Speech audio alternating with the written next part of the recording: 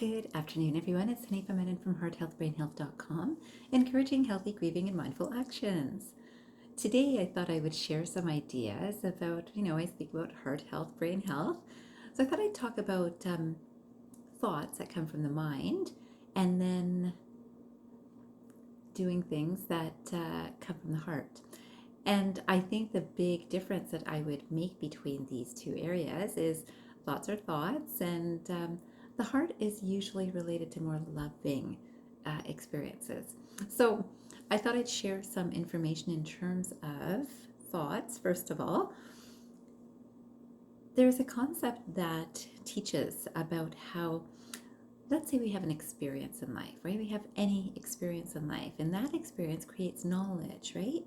That knowledge then is what we think from. So now I think I have knowledge based on my experience, right? All of our thoughts then are linked with knowledge from experience. And my experience could be that I've read something. My experience could be that I've seen something. My experience might be that I've heard something.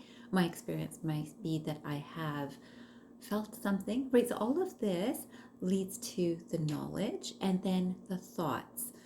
And no matter what, our experience is limited. There is not one person that can have a complete experience, right? Because everyone, even experiencing the same event at the same time, is going to have a slightly different experience of it, which will lead to different knowledge, which will lead to different thoughts. So then we can know that all of our thoughts are limited and all of our thoughts are based on past learning.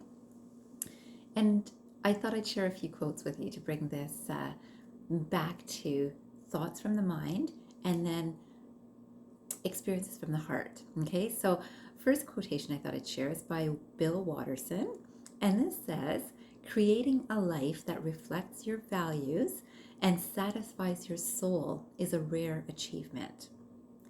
Creating a life that reflects your values and satisfies your soul is a rare achievement.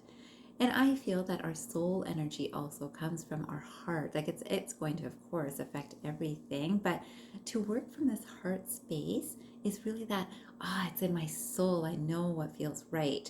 But, of course, our values might have been shaped by some knowledge and experience and learning and thoughts, right? The chicane is kind of this mind space of values. But there are some values that are just really core values that you just feel. You don't even have to explain them or express them, right? You might not even have the words to express them. It's just something that felt. It's really true to your heart, right? And I find that less people practice from this space, but which space do you think is more satisfying? It's definitely the soul space, and it's from the heart space that when you know that you're working from your heart and something is really matching, satisfying your soul experience, it's a very different quality of experience of life, of anything. And this could be professionally or personally. So then I came across another quotation by an English saint named Thomas More.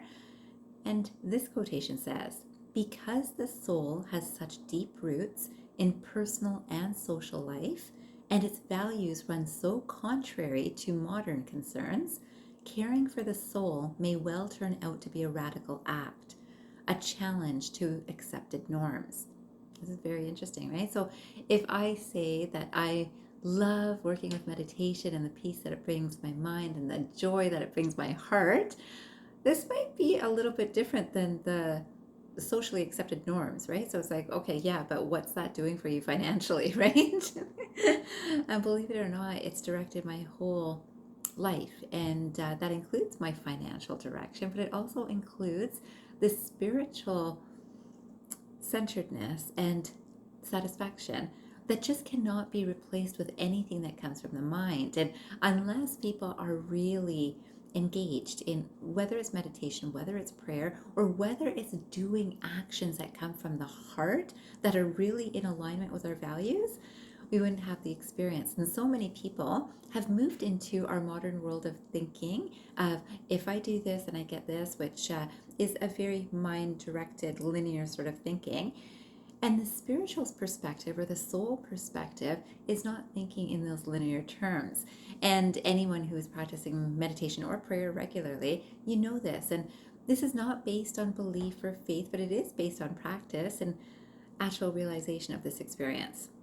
So I would wish for all of us and all of you watching today to take 5 minutes right after this video and just see if you can connect with your heart space. Are you doing things from your heart space? Do you even know what's coming from your heart space? You know that I'm here if you need any help, and I'd love to help you if any of you would like to reach out to discuss this. But there's some work to do. It's not just going to school, getting an education, getting a job that is life, right? This spiritual satisfaction, this space of doing things from your heart is an extremely important space that a lot of people have forgotten. And if you need some reminding, you know I'm here. And so I thought I'd finish with this beautiful Rumi poem. And you know I love poetry. That this poem says, don't think. Don't get lost in your thoughts. Your thoughts are a veil on the face of the moon. That moon is your heart. So let them go. Just let them fall into the water. And I think that's so beautiful, right? Now, how many of us, when we think with our logical mind, think, I can let go of a thought? Not very easy, right? So whether it's an opinion, a judgment, an action that I think I have to do, of course, you know, our day-to-day work lives require some thinking for sure in that perspective. I need to finish this work, so that requires some logical thinking. Yet thoughts often get in the way, and thoughts are not the space of creation. And if that's a space that you're eager to work from, maybe you already are, maybe you do some writing, maybe you're an author, a poet, maybe you play music, maybe you sing, maybe you dance, maybe you know the creativity that flows from you, then you know this feeling. And I hope that all of you can experience this feeling for at least 5 minutes after this video. I wish you a fabulous day ahead, and I hope you remember, transform your mind and transform your life. Have a great day, everyone.